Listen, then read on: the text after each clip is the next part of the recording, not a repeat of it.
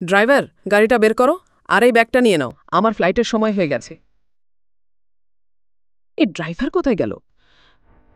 নীলকেও সকাল থেকে কোথাও দেখা যাচ্ছে না। কাজের সময় সবাই হাওয়া হয়ে যায়। যদি আজ দিল্লি ফ্লাইট মিস করি তাহলে মন্ত্রীর সঙ্গে মিটিংটা আর হবে না, আর সরকারের সবচেয়ে বড় প্রজেক্টটাও হাতছাড়া হয়ে যাবে। ড্রাইভার। ড্রাইভারের মা অসুস্থ, তাই ও যেতে পারবে না। আমি গাড়ি চালিয়ে তোমাকে এয়ারপোর্টে পৌঁছে দেব। কাজের সময় সবার অজুহাত মনে পড়ে। চলো। আদ্রিতা, তুমি কোথায় যাচ্ছ? দিল্লি যাচ্ছি। তুমি শুধু আমার জন্য আশীর্বাদ করো যাতে মন্ত্রীর সঙ্গে আমার মিটিংটা সফল হয়। আদ্রিতা বেটা, আমার আশীর্বাদ তো সব সময় তোমার সঙ্গে আছে। কিন্তু নীল কোথায় যাচ্ছে? ওকে তো বাসন মাজতে হবে। আমি ওকে নিয়ে যাচ্ছি।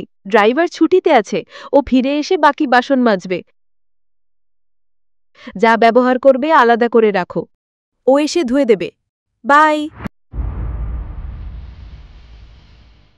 কি করছো তুমি? বিজন তো এখনো পৌঁছে গেছে, দেরি হয়ে যাচ্ছে খুব। বিজনের নাম শুনেই নীলের মুখ ফ্যাকাশে হয়ে গেল। চলো এখন।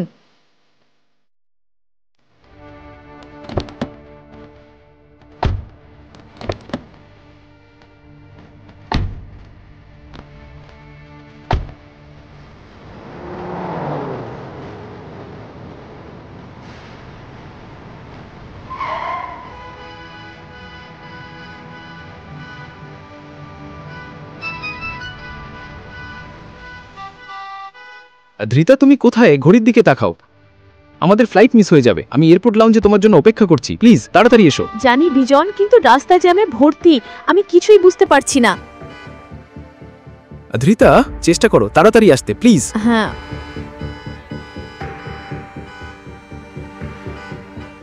ওটার পিছনে কি করছো? ডান দিক থেকে নাও।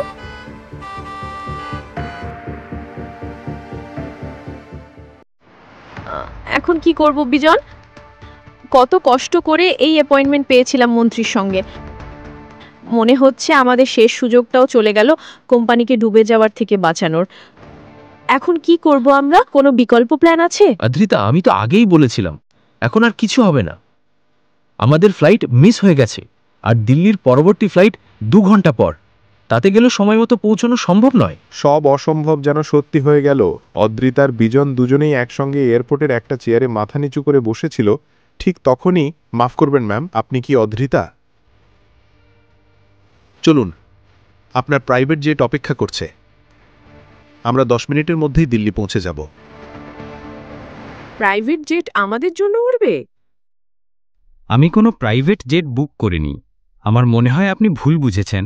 দয়া করে চেক করুন। না স্যার, কোনো ভুল নেই। আপনি ঠিক বলছেন, আপনি জেট বুক করেননি। আসলে এই প্রাইভেট জেটটা নীল চৌধুরী স্যারের, উনিই আদ্রিতা ম্যামের জন্য পাঠিয়েছেন।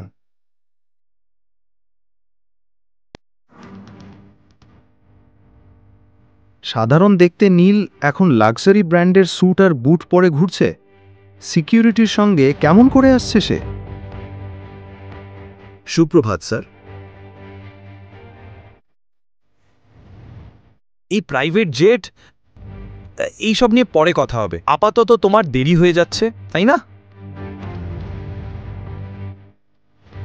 ধন্যবাদ। তুমি আমার সম্মান আর আমার কোম্পানি দুটোকেই বাঁচিয়ে দিলে।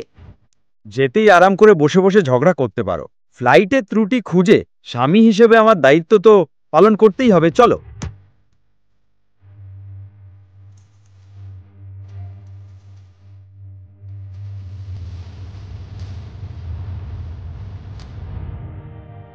সম্পূর্ণ গল্পটি জানতে এখনই পকেট এফএম অ্যাপটি ডাউনলোড করুন।